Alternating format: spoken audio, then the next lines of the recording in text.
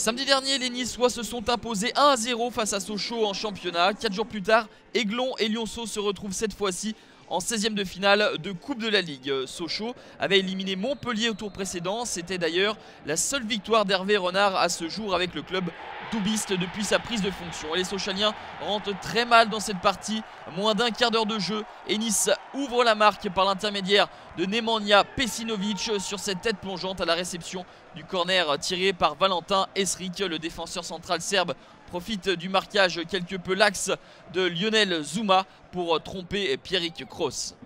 Dans ce début de rencontre, les Sochaliens sont acculés dans leur moitié de terrain du fait du pressing des Niçois. Mais cela offre des espaces en contre ici pour Cédric Bakambu. La frappe croisée de Bakambu est repoussée par Véronèse. Et Roy Contou rate incroyablement la cible. Dans le but vide, c'était la balle d'égalisation pour les Sochaliens. Et au lieu d'égaliser, les Lionceaux vont encaisser un second but à la 22e minute.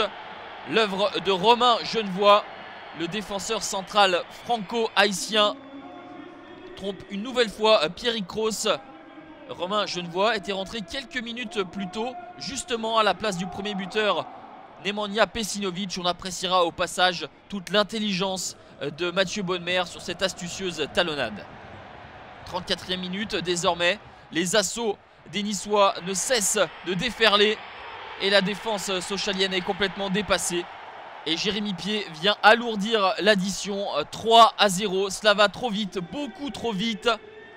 Et le coup est surtout très bien joué de la part des Niçois. La passe de Bosetti est impeccable. Le timing pour son partenaire d'attaque.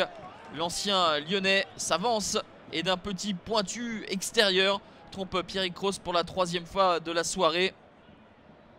Mathieu Pébernes ne peut pas toucher l'attaquant Aiglon sous risque de provoquer un penalty. Et à la pause, Nice mène 3-0. Véritable récital offensif des Aiglons malgré l'absence de Boteak. Ouzvitanic, habituellement titulaire en attaque, est laissé au repos pour cette première période par Claude Puel.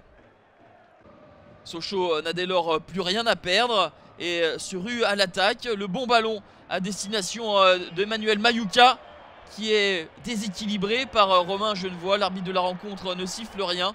On va voir au ralenti qu'il y a peut-être un petit quelque chose, mais la faute était tout de même en dehors de la surface.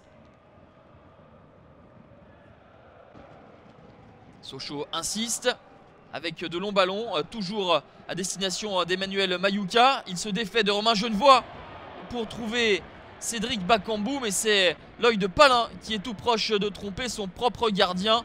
Magnifique intervention de Luca Véronèse. Un arrêt réflexe étonnant, toujours difficile pour les gardiens d'effectuer de telles parades lorsqu'on est surpris, lorsqu'on est à reculons. Et il permet, le gardien niçois, à ses coéquipiers de conserver cet avantage de 3 buts en fin de partie. Les espaces vont être au contraire pour les Niçois. Le petit extérieur d'Alexis Bosetti, c'était audacieux, astucieux, mais Pierrick Kroos veillait.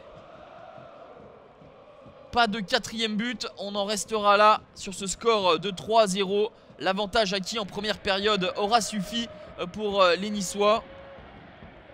Sochaux va quitter cette compétition au stade des 8e de finale et pourra donc se concentrer sur son opération maintien en championnat. Au contraire, Nice peut avoir des ambitions car pour la 3e saison consécutive, les Niçois arrivent en quart de finale de cette Coupe de la Ligue.